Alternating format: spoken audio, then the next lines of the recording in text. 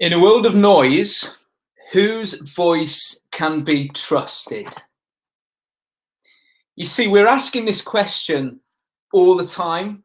Now, think about the quiz that you're in now. Look, you'll have some loud people, perhaps in your own household, who are just giving it some loud answers. Think they've got it always. Perhaps you just got some that talk the whole way through. I'm with a couple in the quiz. But whose voice can be trusted? Whose voice are you listening to put down the right answer? Might not be the loudest, might not be the one that's going on all the time. Whose voice are you trusting? What about in sport? Can I ask you, in your sporting career so far, like you might have had it and it's long gone and you might be right in your prime, whose voice has been most influential to you in your success so far? Now, it could be a coach, could have been a past coach, could have been a PE teacher from yesteryear, could be a parent. Whose voice has been most influential, the voice that you trust the most, the voice that has helped you to go as far as you could? Look, the all-time best ever England player, Paul Gascoigne, Gazza. Read his biography. It's brilliant. Highly recommend it. He talks about the late, great Bobby Robson being the voice. There's Bobby Robson, being the voice that helped him the most, the father figure that enabled him to become the footballer that he was. Quite brilliant. What about Serena Williams? She talks about her father quite often. In fact, she said this: my father has been the most important person in my career. He still tells me the stuff I'm doing wrong. I wonder for you in sport, whose voice has been most influential? Whose voice have you trusted so far? And can I then ask you about life? Because here's the question that I want to pose to you now. Can you trust in the words of Jesus? You might think that's bizarre. That's way out. We've talked about the quiz and we've talked about sport, but here it is, a Christians in Sport quiz. What about the words of Jesus? How can they be trusted? Now, we're going to go to a little story right at the end of when Jesus finishes this Sermon on the Mount, probably the most famous sermon, the most famous talk that has ever been recorded. And Jesus uses this story to sum up all that he said. So he uses these words. We'll read from verse 24, just a verse for you. Here it is.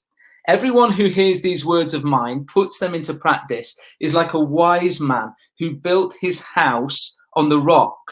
Jesus goes on to say, look, the storm comes, the house gets battered, but because of its foundation, it stands, it stays standing. And then he goes to talk about a contrasting house where the house is built on sand and the storm comes in, and look what happens. The rain came down, the streams rose, and the winds blew and beat against that house, and it fell with a great crash.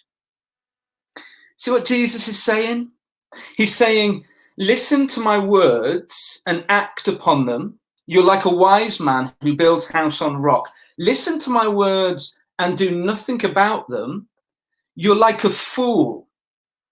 You're like a fool who builds his house on sand. You see, two houses, two storms, two very different foundations. And Jesus is saying, this is now what you do with me. What will you do with me and my words? Put your trust in me and my words. It's like building your house on rock. You see, Jesus's words, they're so outrageous. They're so audacious. They're so undefendable, so unashamed. And we're saying that they really matter. They really matter. And here's why. Because we all listen to voices. We all listen to voices telling us what to do and where to build our foundations on. We all listen to voices. So think about this: prestige, status, the voice of education, property, sport and achievement, finance, relationships can be all good things. But look what happens in verse 27. If I make them foundational, look what happens if I build my life upon them. This is the end of Jesus' sermon, everything wrapped up. He says, look what happens if you do not make me and my words foundational to life.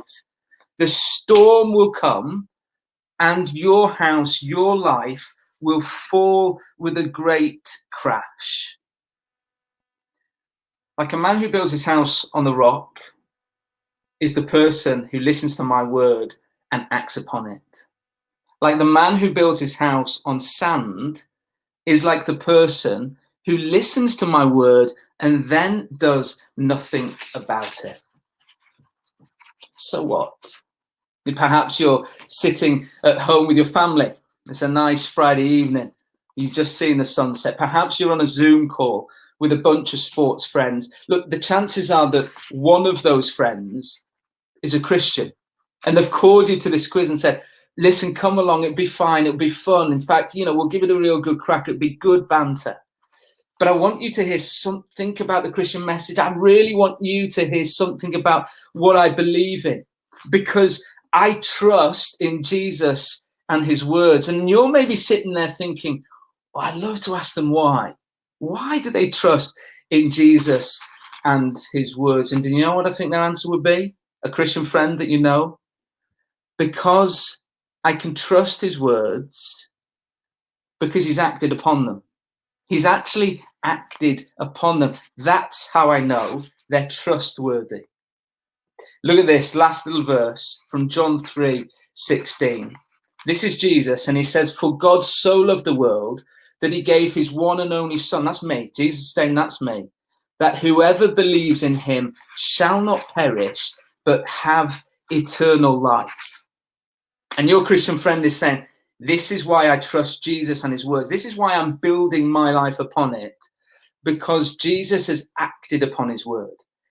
He's saying he's God's son, and he went to the cross to die a death for the forgiveness of my sins, so that I shall not perish. When the big storm, which is death, when that comes calling, I shall not perish. My house will not come crumbling down, but I will have eternal life because of the resurrection, because Jesus rose again, and therefore he smashed death to pieces, and I trust in him, and he's promised me everlasting life.